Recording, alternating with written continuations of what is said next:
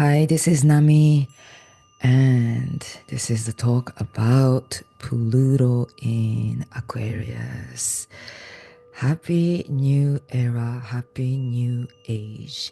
This is a pivotal turning point. Um, because Pluto takes such a long time to move through the zodiac. Pluto takes about 248 years to go around the sun.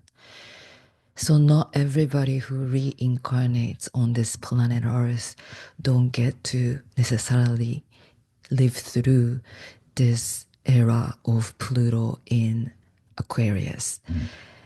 The last time when Pluto was here was from 1778 to 1798, right? That was the era of American Revolution and French Revolution, and when significant pivotal societal shift happened, right? It was really a big revolutionary moment in our history. And because Aquarius is the sign of a rebel, evolution, revolution, innovation, and just simply change. Um, it is all about liberation and freedom, really. So the urge and yearning and movement toward that kind of liberation in many sense can be very prominent to all of us individually and collectively. And I really love Pluto, the planet of Pluto, planet of transformation. And I've kind of lived through really the energy of the power of Pluto, the last, during this time of Pluto in Capricorn from 2008 to, yesterday, or a few days ago, November 19th or November 20th, depending on where you are located. But this Pluto really, so yes, let's talk about Pluto. What is Pluto? Who is Pluto, right? Pluto is the smallest planet within our solar system. In 2006, some people changed to consider Pluto as a planet into a dwarf planet because it's just they consider it's just too small to be considered as a planet. But astrologically speaking, the power that Pluto holds is just enormously potent and powerful. It can probably be the most powerful planet within our solar system rather than the sun. Some people I heard from a friend in Japan that she told me that the Pluto is called as the black sun, the dark sun. And then I really love that the black sun archetype because it feels that way in a way, right? The sun is the center point within our solar system. Of course, the sun represents the force of life. It represents immortality. It's the almightiness. It's the God within our solar system. Without the sun, we cannot survive. So it represents the source of life, right? And Pluto is the farthest away planet. It's the smallest one. It's even smaller than the moon of the Earth. It's two-thirds of the mass of the moon.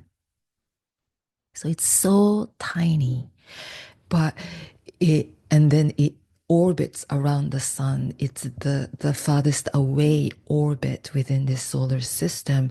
So Pluto represents this energy of the unknown, right? He is the threshold into the unknown. He is the bridge into the unknown, into the infinite, into the eternity, into the space where we can not cognitively, we can never know what the heck is going on in other parts of the universe, right?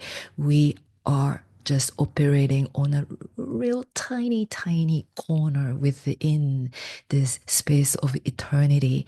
But Pluto is the threshold, is the connection into the infinite void of the eternity of the unknown. So he represents, and when I say he, right, I consider planets as we all have Pluto in us also. Everything that we can find outside can be found within. I see planets as like a similar system as our inner chakra system, this energetic wheel which represents certain resonance and energetic karmic imprints that make up who we are. The chakra system lies within our etheric body layers, and planets belong to that realm of ether, of out there, far out there, of into the unknown, right? So he represents this deep connection to something bigger and greater outside of us. Of course, I'm talking about the infinite void of this universe, our home, but also Pluto represents our deep connection to our psyche, to our instinctive inner knowing, right? It's the our subconscious, our superconscious, our cosmic conscious state. That is the part of us which is bigger and greater than this tiny cognitive thinking mind, which usually runs over us, and it constantly tells us, oh, this is me, and then this is what I like, and this, right? All like rumbling chit chat, talk, the noise of the mind, which is a really tiny, tiny aspect of within the infinite cosmic consciousness. I always these days think of that analogy when I like even when I speak about meditation. You know, in meditation we try to kind of move away from this cognitive thinking mind to tap into the space that surrounds each and every thoughts popping up, right? If we are on this planet Earth floating around, spinning around the sun, floating around the infinite void of eternal space, we are on this planet Earth and we think this Earth is everything and this life is everything. But it's just really tiny, tiny dust within this vast eternal cosmos. Just like that, our mind is also operating that we think this cognitive thinking mind is everything. This cognitive thinking mind is the earth within the cosmos, right? Our cognitive thinking mind thinks that this is everything, and then what I think is everything. What I I have to plan and I have to think and I have to figure out about my life, right? That ever leaning forward, trying to solve this problem or this or that. But that's a tiny, tiny, tiny planet within the eternal void of the cosmic consciousness. And it's our work to tap into that space, right? Deeper inner space, which holds all the magic and all the superpowers, right? Superpowers lies within the cosmic consciousness, within the super consciousness. So it's our work to shut the mind or keep building the muscle to move away from that thinking mind to tap in, to connect to our psychic realm more. And then the life can get easier, right? That's kind of what meditation helps us, or any spiritual practice helps us.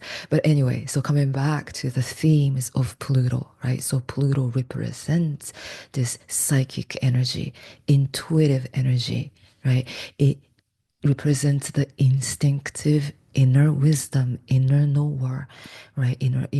Knowledge, inner knowledge. And it is the planet that takes us to explore the deepest depth, right? It's the threshold into the unknown. Pluto is called the Lord of the Dead, the Lord of the underworld, right? He can take us into the darkest, dark, shadowy space where we can experience the deepest fear possible, deepest jealousy possible, deepest pain possible. Sometimes jealousy and energy of manipulation and control, psycho-emotional craziness can be the emotions, psycho-emotional deep feelings that can be triggered by this Pluto. Because and then we usually, right, Pluto is intense. Whatever Pluto touches, it brings so much intensity, so much attachment. And it's it's well, it attaches us, or it takes us into all those dark side and difficult place, though with the intention to transform, right? It's the deep intention of Pluto is to transform us. In a sense, it strips away what is untrue, what is unnecessary to us, and it peels away all those themes of attachments too, right? All those themes of deep emotions too. When we hit the bottom rock, and Pluto can shake us down, it can pull the rugs under us, and it can bring so much chaos and distraction, and it destroys, right? It's the Lord Shiva archetype, it's the goddess Kali archetype. It is the energy that can take anything down and shatter things down, right? It just breaks things, it's tear up things, and it drives us crazy, and our ego can go through a massive chaotic moments, because Pluto can take us into the darkest depth, the bottom rock of the dark black hole or something, it feels like that it has this dense mass, like a dense energy. It's even though it's small, it's this magnetic pull is strong. So Pluto in natal chart can also represent the energy of magnetic charisma. It represents power. It represents wealth. It represents abundance. It represents creativity, right? Massive force of creativity, but also the same energy can play out as the lack of all of that too, even, right? Pluto is like 0 or 100. If we can tap into the positive archetype of Pluto, it's the true power, like nothing, it's the invincibleness of who we are, because that is the truth of who we are, right? We are like unstoppable. We each hold unstoppable power, impeccable, invincible power of God, of the creator of cosmos, right? Everything we can find outside lies within each of us. So it's enormous. The power of Pluto is enormous.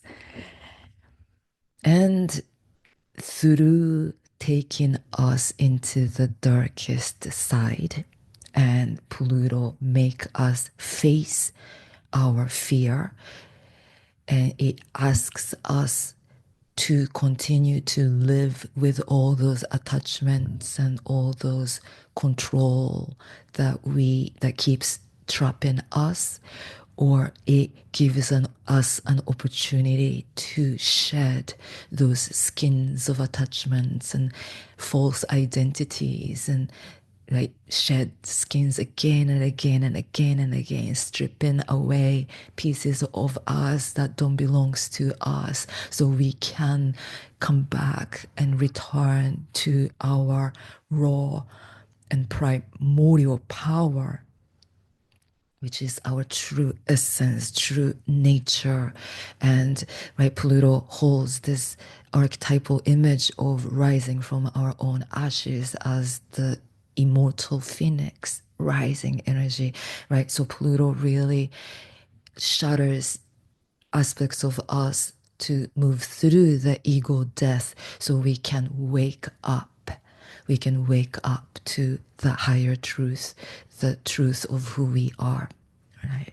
So the distractive power of Pluto is enormous, but also the regenerative, like creative power of Pluto is even stronger, because Pluto, again, the dark black sun, it holds the same kind of force of life as the sun that we see, but Pluto is the hidden sun. Hidden sun, like, metaphorical sun within the darkness. It's like the black moon Lilith archetype, right? It's the hidden in our psyche, hidden in our subconscious. But when the sun realizes its true radiance within the darkness of the dark mystery of the void of the eternal universe, there is no power like that. I hope I'm experiencing it. I'm explaining it clear enough. But that, yes, Pluto, that's the Pluto's power. That Pluto's power is enormous. And yes, just planet of power, planet of truth.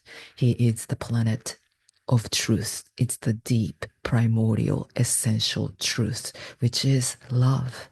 Also, love of, like, unconditional and absolute love.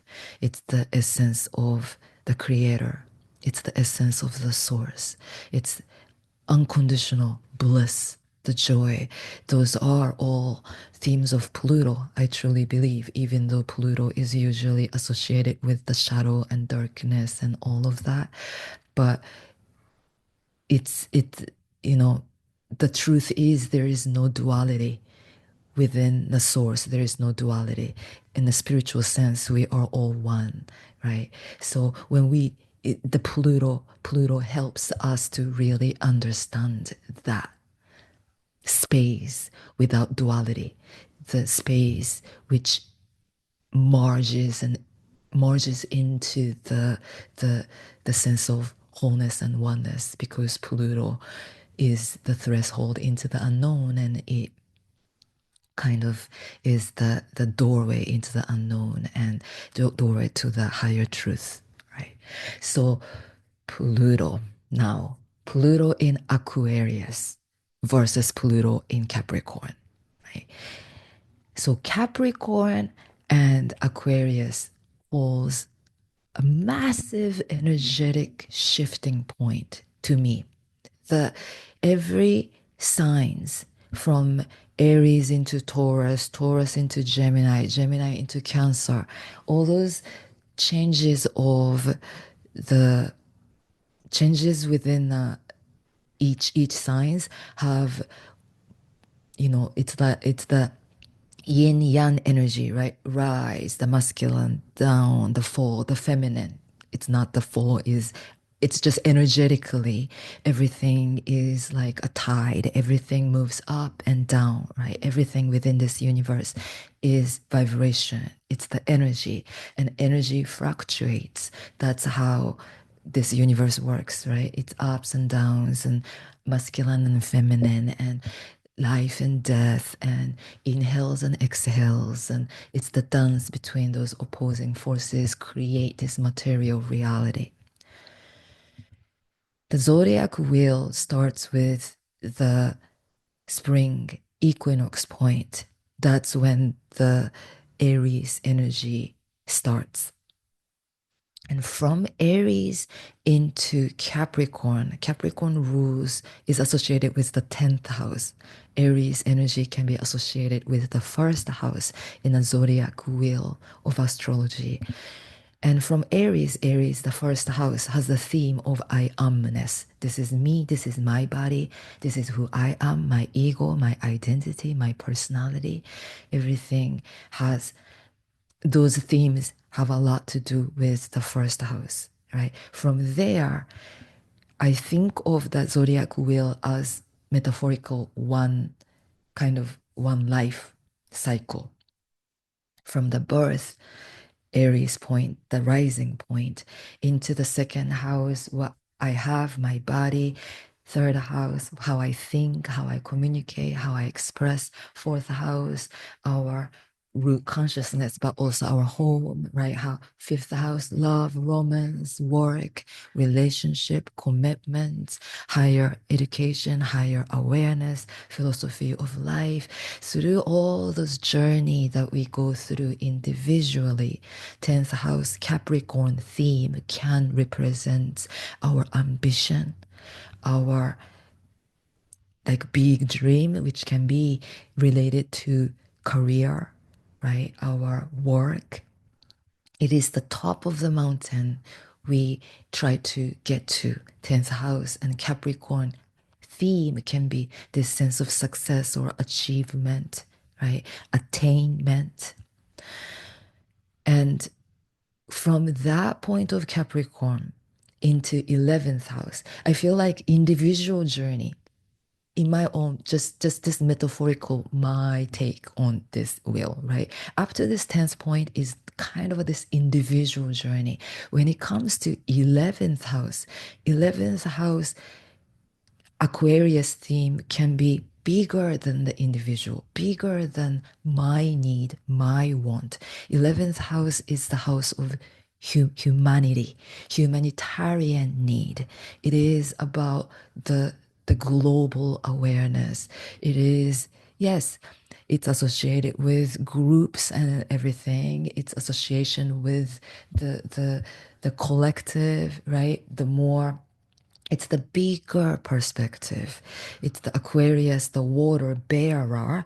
It is the energy of like doing something in the society so that it holds the energy of revolution and evolution and all those kind of things to break down the power structure, right? Capricorn has the theme of power structure.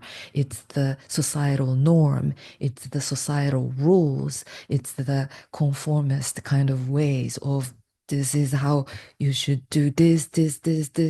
And it has a lot to do with this sense of attachment in a way. Pluto in Capricorn, when Pluto, moved through the sign of Capricorn, and especially this was a very significant one because the ruling planet of Capricorn, which is Saturn, met up with Pluto in 2020. And that don't always happen, right? Even when the last, yeah, anyway. So it's a very rare thing. And when Pluto and Saturn can represent society, right? When they met, the whole total collapse of the world's norm happened in 2020. It shut down the whole system. It shut down the whole world in a way. And that kind of Pluto's intention was to decolonize something, deconstruct something. It, right? The societal thing. And because Capricorn has a lot to do with this attachment to attainment or attachment to structure or attachment to success. Some kind of this attachment theme can be associated with Saturn. But when it comes to Aquarius, it is the energy of detachment, deconditioning, decolonizing, right? It it is the energy of individuation, right?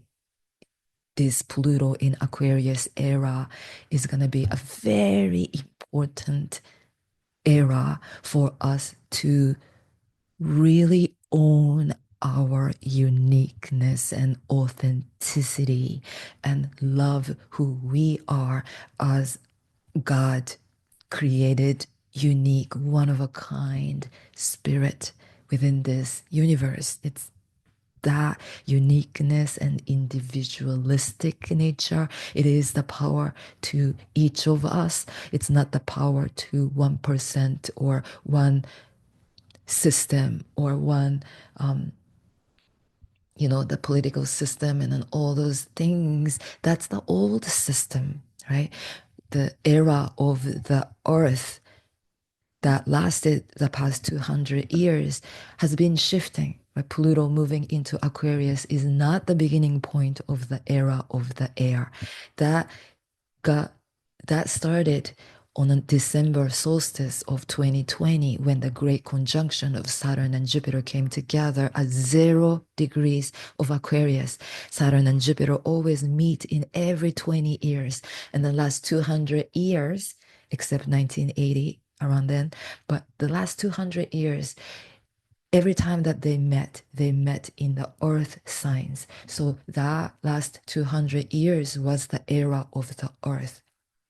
We, through this era, we went through industrial revolution. We've worked so hard and a lot of material things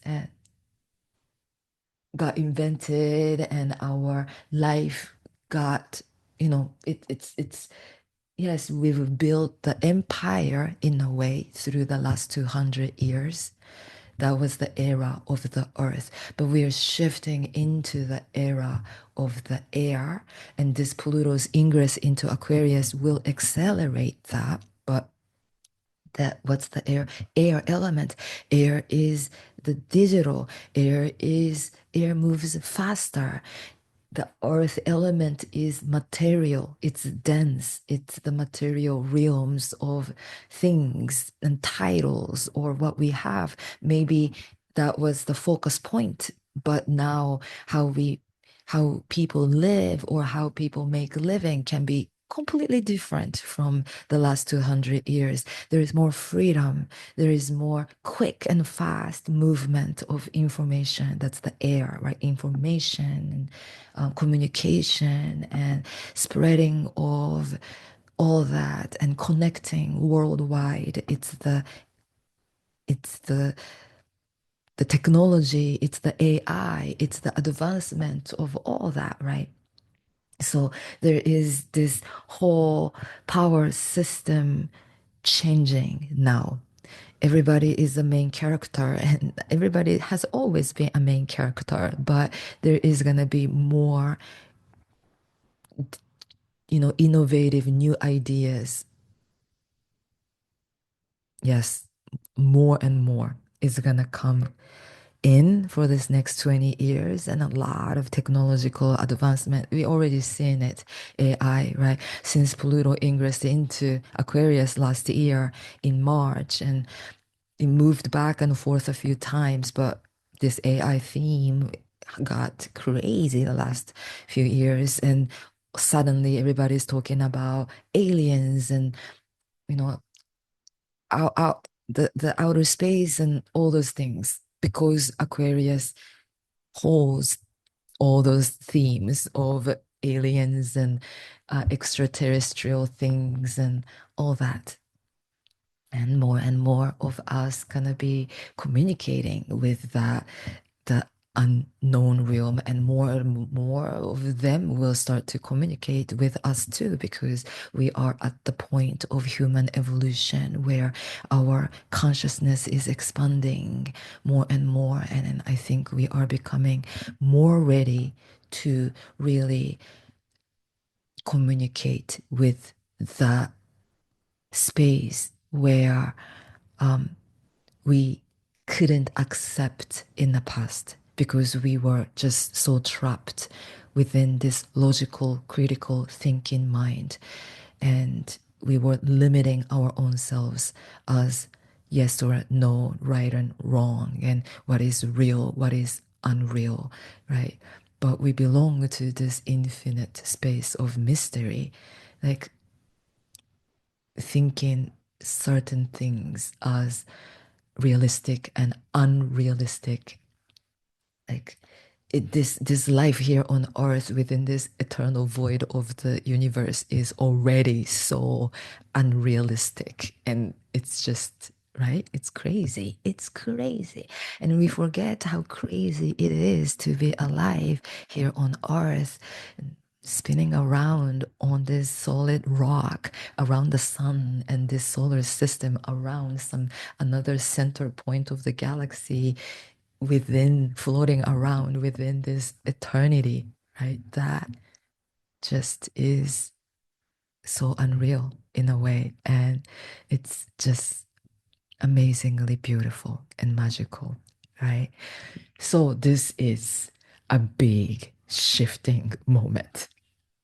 Now we are we've kind of reached through that point of Pluto in Capricorn. We reached the point where we are kind of understanding how this matrix system is all about. We are kind of aware of some kind of hidden realm outside of the matrix, and more people are becoming more curious and more tapped into the outside of this matrix too, right? So it's going to be a very fascinating time, and this transit of Pluto into Aquarius, and today the sun is ingressing into Sagittarius. Today, as of November 21st, the sun is ingressing into Sagittarius, and when the sun hits the 0 degree Sagittarius point, it is creating a beautiful, beautiful sextile with this potent, powerful Pluto. This ingress into of Pluto into a new sign is just so divinely orchestrated and magical. The last ingress of Pluto out of Sagittarius into Capricorn, I looked up that chart, but that Pluto was not really communicating with the sun. The sun is the central point, right? Most powerful, potent planet within our consciousness, within this life, right? Because it represents the power, the force of life, and the godliness, right? Sun represents the Almighty One. And then also the next time that Pluto ingresses into Pisces in 2044, it starts to move into Pisces in 2043, but it ingresses back into Aquarius, and on January 19th of 2044, Pluto will ingress into Pisces for good for the next 20 some years. But even I looked up that chart, and that Pluto then will not be talking with the sun like this either. So this Pluto's regenerative power, this Pluto is holding a strong mission. That's how I feel. And in Pluto, right, Pluto ingressed into Aquarius while the sun was still in Scorpio. That's a great omen too, because Pluto rules the sun, and the sun was still in this pivotal 29 degrees point, right? The very 28, 29 degrees point when the Pluto ingressed into Aquarius. So it's the it's a great the it's more power to that theme of transformation. That's what I want to say, right? The more power to that theme of Scorpio, the theme of Pluto, which is all about transmutation, transformation. It's about alchemy. It's about changing forms, changing. It's trying to change the nature of us. It's trying to change the nature of the society, the world, everything. That's how I feel. Another ruling planet of Scorpio is Mars. And right now, it's been the Mars and Pluto they have been talking to each other in opposition. They're going to continue to talk in opposition until early next year. But Mars Pluto opposition itself holds the strong theme of just destroy, right? It's the energy of destroy. It's trying to, the big shattering down of something, shattering down of our ego. Maybe Mars can represent the ego. It's the will, it's the fire, it's the intention, it's the drive, it's the force that keep pushing us forward, moving us forward. But ego, right? Pluto, Mars talking to each other. It's trying to kill certain aspects of us which no longer aligns with who we are becoming. And this Mars is slowing down also. Mars will go retrograde on December 6th next month. So moving down Mars holds more energy of reflection. It's the energy of moving, going inward rather than chasing outward, being reflective, being more meditative, being inward to to find the answer within rather than chasing the answers outside. So this move Mars retrograde energy is also a very I just feel like this energy is trying to rewind us back to our essence, some kind of this true nature we have forgotten, we have lost through all those years and years of societally kind of constructed, chasing and following certain societally constructed norms of how we live and what's right and what's wrong. And we have forgotten who we really are. It almost feels that way. So this is the energy that we are tracing back and returning back. What is essential? What is who am I? Who am I really? Who are we? Yeah. And I hope that this is the time where we can return back to that true power that lies deep within us. I hope that light, this light of the sun and Pluto shed the light on our inner sun within us, the true radiance within us, true power that lies within all of us, and so that we can kind of wake up to new possibilities, new choices, and new revelations and whoa moment of awakening moment, and we can live freer, we can be freer, we have all the power to create anything in life. I do believe this much of limitless powers and limitless potential that is housed within all of us. So I hope this Pluto in Aquarius era will only decolonize us, our mind, and it shatters certain aspects of us so that we can really be free, be free, be free. Yes.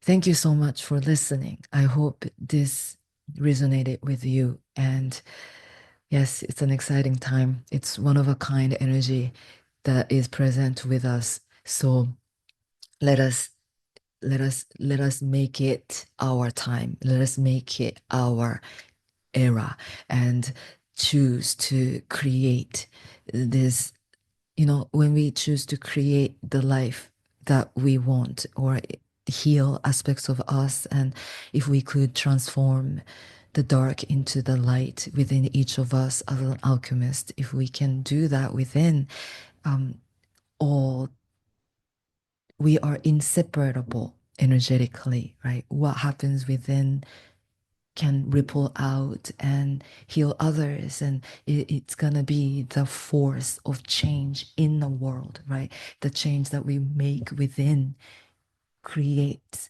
the change within. So may we be the change we want to see in the world, and may we be the force of love and the unconditional absolute love and peace, so that the energy can expand bigger and bigger and brighter and brighter. Yes, thank you so much for listening. Peace.